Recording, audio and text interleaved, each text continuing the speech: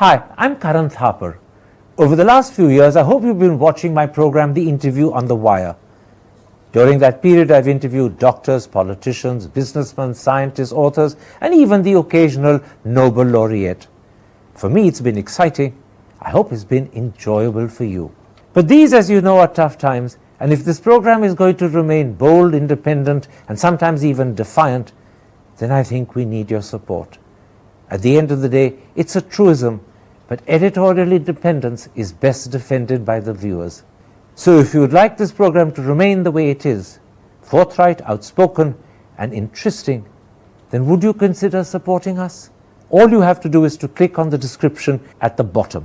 But more than anything else, I hope you will continue to watch the interview. Your viewership means an awful lot to me.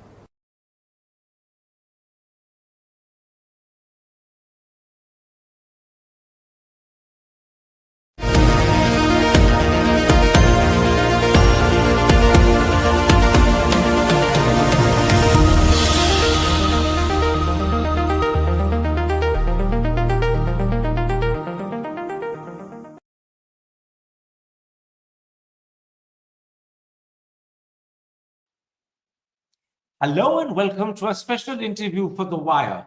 As the world anxiously waits for the next step in the India-Pakistan escalation ladder, with both countries threatening to respond and retaliate against each other, we examine the most serious fallout of the first round of military exchanges and ask how confident are India and Pakistan of their respective claims. And then we ask, are the two neighbors condemned to quarrel and fight with each other, or can they find a way to live as good neighbors? Joining me live from Lahore is the founding editor of the Friday Times and the former caretaker chief minister of Pakistan's Punjab province, Najam Sethi. Mr. Sethi, let's start with what is perhaps the biggest outstanding issue. Pakistan's claim that it's downed 5 Indian Air Force planes, about which India is completely silent, except for a mysterious tweet by the Indian embassy in China. So let me start by asking, how confident is Pakistan of this claim, or is it just a loud, hollow boast? Well, the Pakistanis have said on several occasions that they have downed 5 Indian aircraft. When asked about evidence, I think their response is that the evidence lies in India because they were not shot down over Pakistani territory, since we cannot show you pictures of the carcass. So therefore, although I imagine they must have evidence, because after all, if the aircraft would have locked in to their targets, they would have had pictures of that. But I don't think they're ready to disclose those right now. I think it's up to the Indian media and the Indian government to tell us exactly what happened on the other side. There are, of course, reports from French avionics experts closely tied to the manufacturer who are saying that at least one Rafale was shot down. Reuters and others have also claimed that perhaps there were more. There have been some reports in the Indian media that sightings of 3 crashes in Azad Jammu in Kashmir and one in Bathinda, but there's a blackout in terms of whether that is confirmed or not. But certainly, at least one was shot down, and I think sooner or later we will find out if there were more. Tell me, how does public opinion in Pakistan respond to the fact that Pakistan's claim to have downed Indian planes has been in one way or another supported or endorsed by Reuters, by AP, by CNN, by the British newspaper The Telegraph, and now it seems by French intelligence? It's also been widely reported by the BBC, which is extensively viewed in both our countries. Do your fellow countrymen see this as some sort of proof? Yes, I think the perception here is that we did indeed shoot down 5, possibly one more, a drone. That is a widespread perception. Every media person is repeating it here. Just as there's a complete radio silence in India, there is a complete consensus here that certainly happened. And, the sources you have quoted have all been quoted here. I drew attention to them, you explained them. But as I said, this is very interesting because it's part of a particular narrative.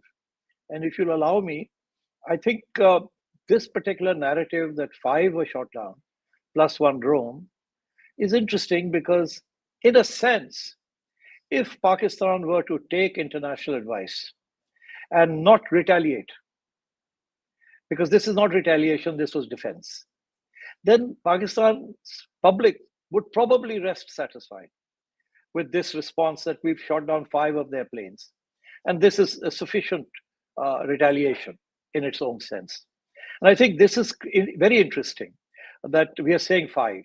And there's no confirmation of this from the other side. But if they, and I can understand that, because it would be very difficult for the Indian government to accept that 5 of their aircraft were shot down. That would be terrible from their point of view. In a sense, it would rebound on them. So therefore, I think this leads us to the second narrative of whether or not there will be a retaliation by Pakistan. As you know, Karan, at least 2 ministers have suggested that this may be sufficient for the time being, if there's no further provocation. On the other hand, the Cabinet and the National Security Council here have given full authority to the armed forces to retaliate as and when they wish to. Because so far there's no retaliation, there's only defense.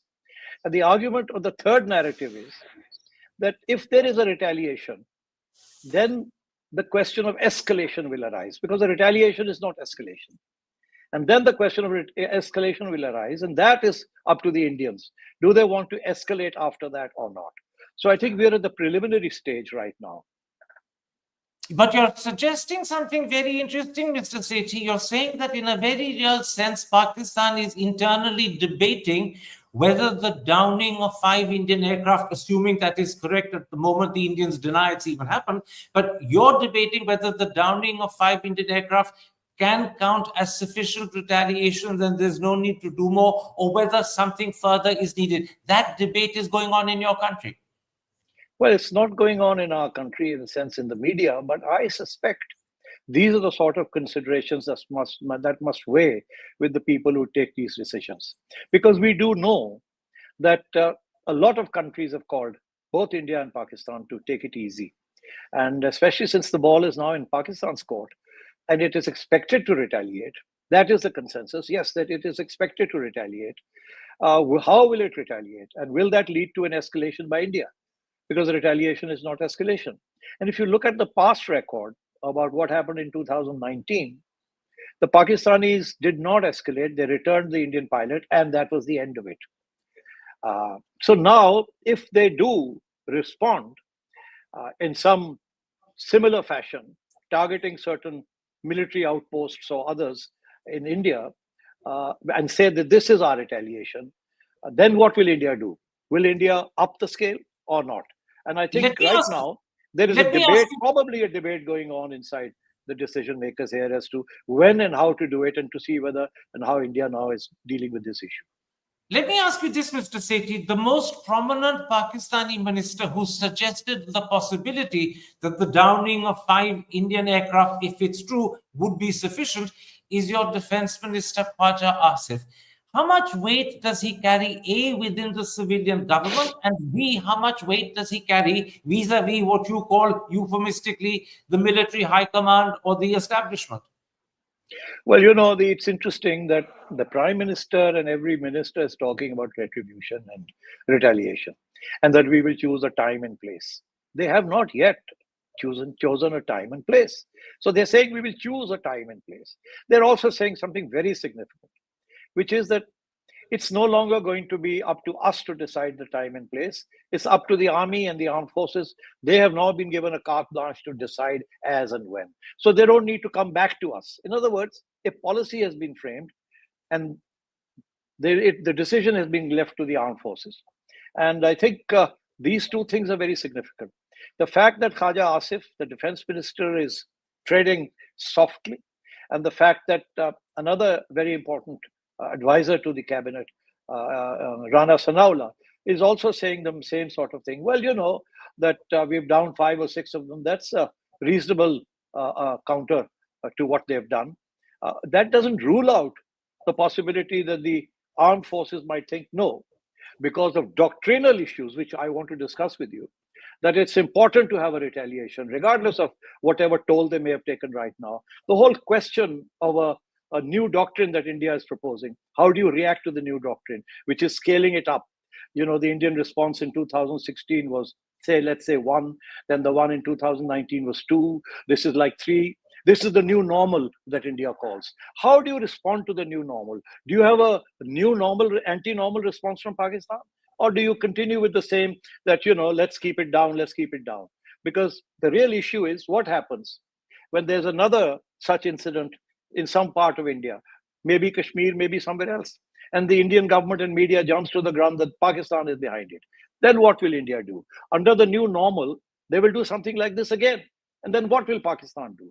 So therefore, there is going to be a response to the new normal, because Pakistan will not accept the new normal, which proposes an escalation of the Indian response to something like this, for which no evidence is ever presented. No, you're delineating a very interesting debate that is happening, I presume, within the higher echelons of your government or between your civilian government and the military establishment. How is this debate affected by something that CNN has reported today? Apparently, a drone was downed in Lahore and 2 more drones in the rest of your Punjab. How does that complicate the situation? Because I assume that these drones, 1 or 3 that were down, have come from India. So how does that complicate the situation and complicate this debate? It suggests to us, certainly, or to me and to others like us, that India is determined to escalate. There is no reason for this provocation. I heard the bang in Lahore myself. I woke up to hear the bang. And so now these are the sort of Israeli drones. They carry a payload of about 15 kg and then can create a bit of a big bang. 15 kg is quite a lot of ammunition. And so if this is the new Indian strategy to, in a sense, do a bit of harassment and another provocation, then I suspect the scales will go up. Then I suspect there will be a Pakistani retaliation in response to what India has done. And we will not rest satisfied with the fact that 5 planes or 4 or 3 were shot down. I think this is a provocation. Let me come to something else. India claims that it's only targeted terrorist sites. On the other hand, Pakistan claims that India has hit civilians, mosques, madrasas, ordinary citizens. Yesterday, BBC and CNN announced that Pakistan had taken a UN team to Muzaffarabad, or forgive me, it might have been Al Jazeera that announced it. What has that team concluded? Look, let me tell you something about these so-called terror camps. These are not camps at all. These are masjids, schools. Now, no guerrilla outfit or insurgent outfit or terrorist outfit is going to host its arms, ammunition, and training centers in a masjid, which is open to the public in the middle of a town. It's ridiculous to make this claim. If there are terrorist camps, they must be up in the mountains somewhere, hidden from view, in caves and elsewhere, where they can carry out their physical training, their gun training, and all the rest of it. But hardly, you can't expect it to be in a safe house or an open masjid in a town like Lahore. And for all the places, Murid Can I interrupt? After all, Muridke is just 15 miles from Lahore, and it's the headquarters of the Lashkar-e-Toiba. Bahawalpur, which was also hit by the Indians, is the headquarters of the Jaish-e-Mohammed. Both of those, from the footage that we've seen, and it's Pakistani footage, have been extensively destroyed. They were clearly headquarters of terrorist movements that are recognized by the UK, the UN, and the US. Terrorist movements that you yourself have, at one point or the other, been acting against. You acted against the ADT. So there, at least, you have to admit, Indians have hit terrorist targets. No, they haven't. If they were at one stage, maybe 10 years ago, headquartered for the Jaish-e-Mohammed or the Lashkar-e-Taiba, that's not the case anymore. Can you imagine a terrorist outfit broadcasting to the whole world that, hey guys, this is where we are? For anyone to walk in and take pictures of terrorist training and camps and armed people? That's not the case. You know, when the FATF, the Financial Action Task Force, leaned on Pakistan to knock out all the jihadi groups if they wanted to remain in the financial system, that's exactly what the government of Pakistan and the ISI and everybody did. These groups were knocked out. That is why there has been no significant or, in fact, even evidenced infiltration across the line of control that the Can I Indians can point to. with your permission? So therefore, these are no longer, if ever they were once, they're no Sethi, longer the case. permit me to interrupt again, and this time I'll quote one of the most reputable papers in your country, Dawn, in support of the point I'm going to make. You claim that these organizations have been knocked out and they've become extinct. Khwaja Asif said as much in so many words to Sky TV just a few days ago. But the truth is, they simply change names and they reappear again. Their violent intent But remains. Karan, we've gone over this ground. No newspaper has gone on record to say. Karan, we've gone over this ground. You're talking of 2004, 2004, 2005. You're talking of 2004, 2005, possibly earlier, maybe a little later. But this is old hat now. So don't quote Dawn at me. I mean, I know those colleagues of mine. I know what we've said. You can probably go to the Friday Times and pick up much more. But the thing is, that's in the past. There has been a sea change in Pakistan's policy regarding the export of jihad or freedom fighters, as we call them. And I don't think that's the case anymore. Let me rephrase the question. If it is the case, and I'm giving you the benefit of the doubt because you're a friend and you're my guest today. If it is the case that these organizations are extinct, as your defense minister has claimed, why are you unable to convince the world? They remain proscribed terrorist organizations in the eyes of the UN, the US, the UK. The thing is, Karan, that the world is convinced. The world is convinced. That's why India is not. No, India is neither here nor there. India has a vested interest. The world is convinced because the FATF have taken us out of we are not even the blacklist. We are no longer in the grey list when some of these allegations might have rung true. We are no longer in under scrutiny because we've got a clean bill of health. And this is not something new. So therefore, I think we need to be a little more circumspect and we need to have some more evidence. The fact is that some of these guys may still be floating around, but their organizations have been disbanded. They are no longer operative. That is my considered But if you look at the statements put out by Macron or by the Russians, just to name those two, they very clearly said that Pakistan has a responsibility to tackle terror emanating from its soil. Those were statements put out by Macron and by Putin just a couple of days ago. They, just to take those two, are not convinced that these organizations have ceased to exist. That statement proves it.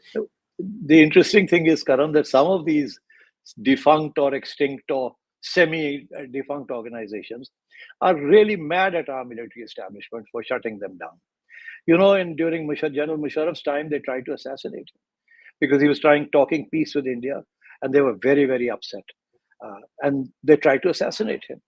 Right now, there are some links between some of these defunct organizations and the Tehreek-e-Taliban Pakistan that is trying to destabilize, and it is involved in large-scale terrorism.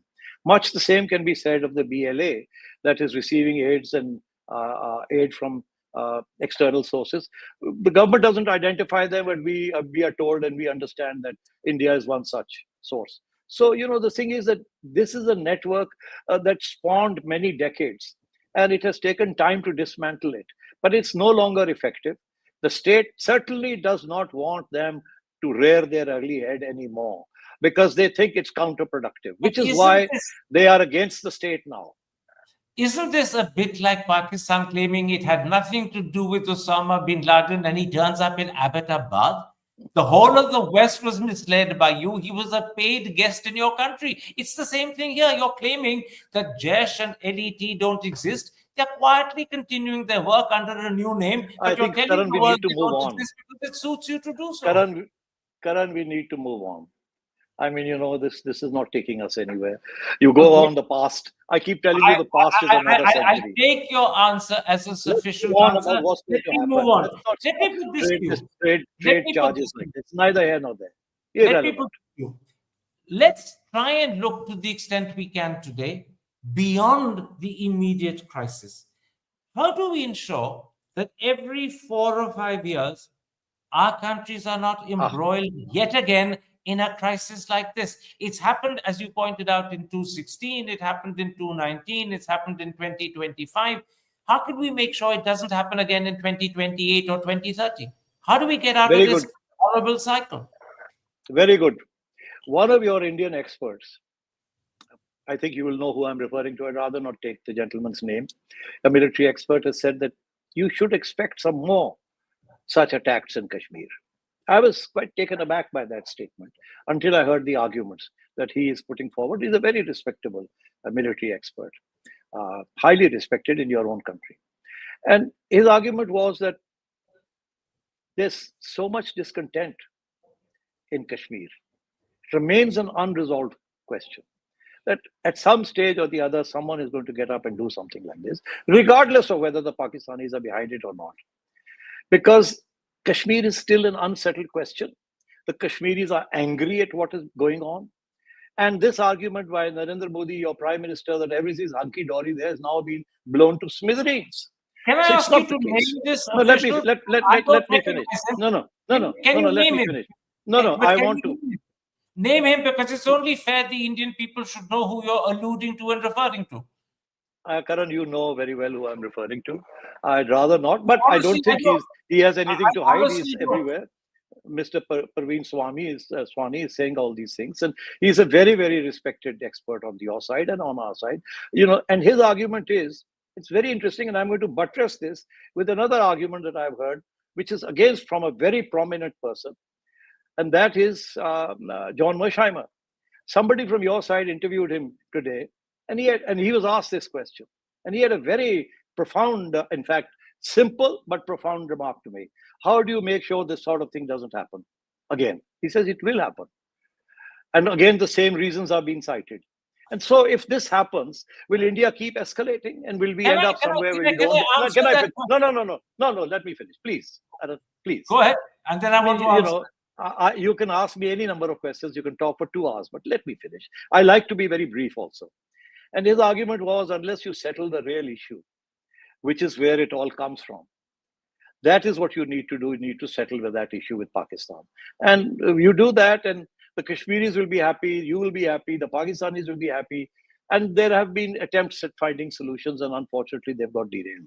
So unless you solve the Kashmir issue, which is the source of all this, you will never do it. And the fact that you think you can pacify the Kashmiris, you now know that that's not working. That's not working. Can I now respond? The argument that you will hear from the Indian government is that the internal Kashmir issue cannot be resolved as long as Pakistan is constantly interfering, instigating, and carrying out terror attacks. Pakistan is the source of the trouble, so the Indian government says. And my question to you is this: if you could properly prosecute and bring to justice people like Hafiz Saeed and Masood Azhar, the matter would be resolved fairly amicably, because the problem would have been nipped in the bud. You attempted to prosecute Hafiz Saeed multiple times, but you've never succeeded. You've attempted to carry out trials and prosecutions of people involved in 2008, but they ended up as sham trials. But if you do it sincerely, if you do it seriously, and you bring these people to justice, the problem could end. I don't think so.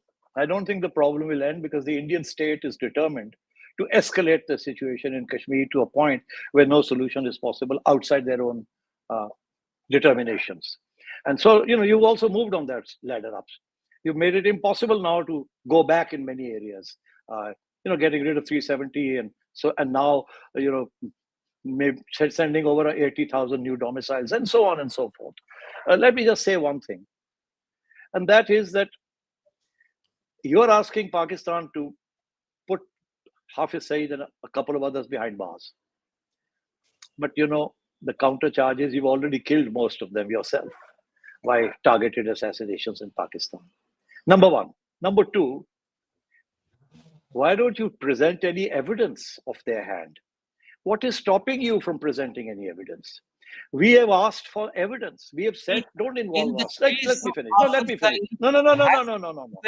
I will finish. No. I will answer your question. Let me finish. We are not saying, come to us, ask us for evidence, draw us in. No, we are saying, you and I are now vested interests. In the past, you asked us for some sort of evidence about this, that, and the other to prosecute ABC. We may not have done so. So let's get out of that. Let's bring in an international agency. You cooperate with them. If you don't, that shows you're not clean. We cooperate with them. If we don't, it shows we are not clean. Let there be a fair investigation into all this. How can you continue How can you continue to escalate the conflict? when you Can have no can evidence of the It's Pakistani only hand fair in that this. you It's should permit me a unbelievable. chance to reply. It's unbelievable. It's unbelievable. First of all, evidence about Hafiz Saeed was made available to you multiple I'm times. talking about the evidence of what happened recently in Kashmir. Let- Where let- is the let- evidence of that? The let's Indian just media is not even asking any questions about the let's evidence. just go through It's this taken step for by step. granted. I, for example, have said that I think it's a false Mr. flag Sethi, it's operation. only fair But that you you know, should let me can you speak. deny that? Have you It's given me only any fair evidence that that you it's should not? let me speak, because otherwise it would be just you speaking and Yeah, me but you interrupting. have to let me finish what I'm saying. I You let have you ask your question. You I have never to. interrupt you. I haven't responded. Let me make 3 points to you. First of all, evidence about Hafiz Saeed has been made available to Pakistan multiple times.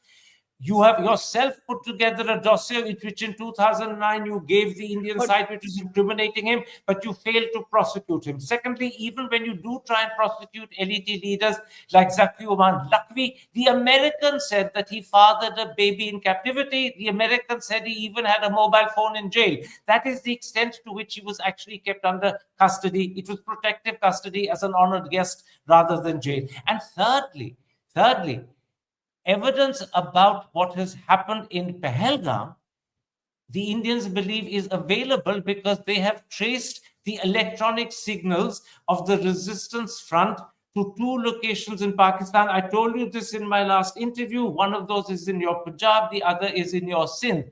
That evidence is available. Further evidence has to come by investigation on your side.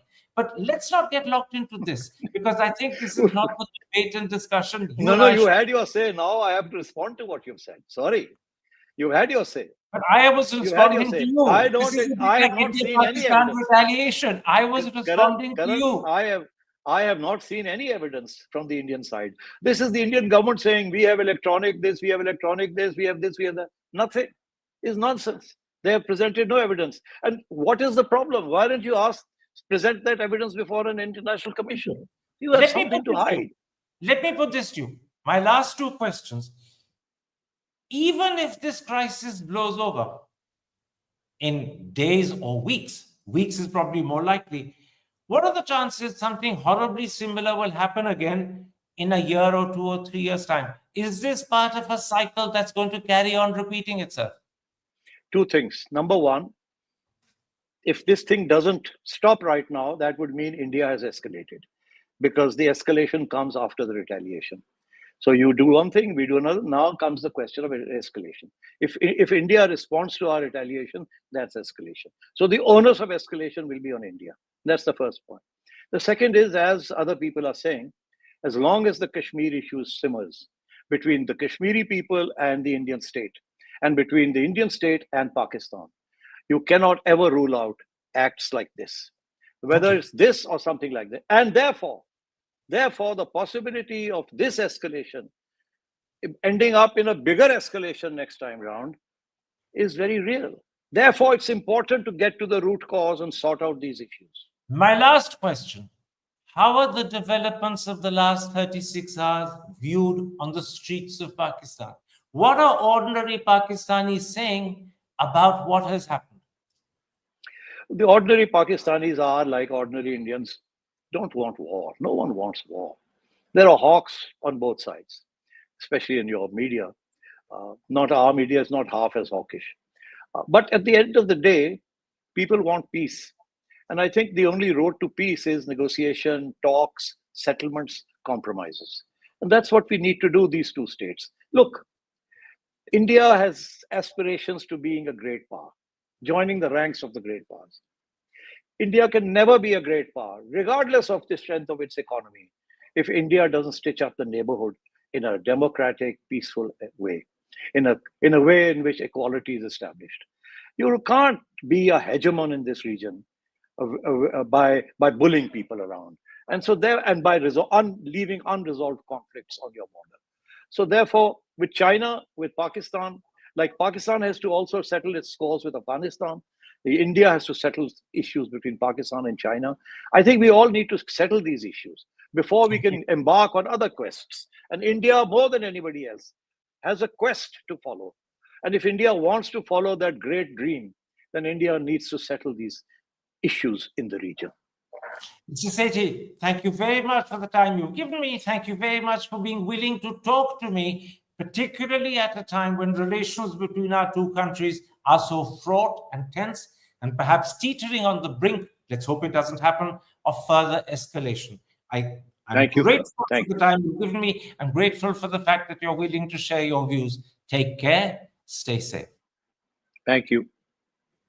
Hi, I'm Karan Thapar. Over the last few years, I hope you've been watching my program, The Interview on the Wire. During that period, I've interviewed doctors, politicians, businessmen, scientists, authors, and even the occasional Nobel laureate. For me, it's been exciting. I hope it's been enjoyable for you. But these, as you know, are tough times, and if this program is going to remain bold, independent, and sometimes even defiant, then I think we need your support. At the end of the day, it's a truism, but editorial independence is best defended by the viewers. So if you would like this program to remain the way it is, forthright, outspoken, and interesting, then would you consider supporting us? All you have to do is to click on the description at the bottom. But more than anything else, I hope you will continue to watch The Interview. Your viewership means an awful lot to me.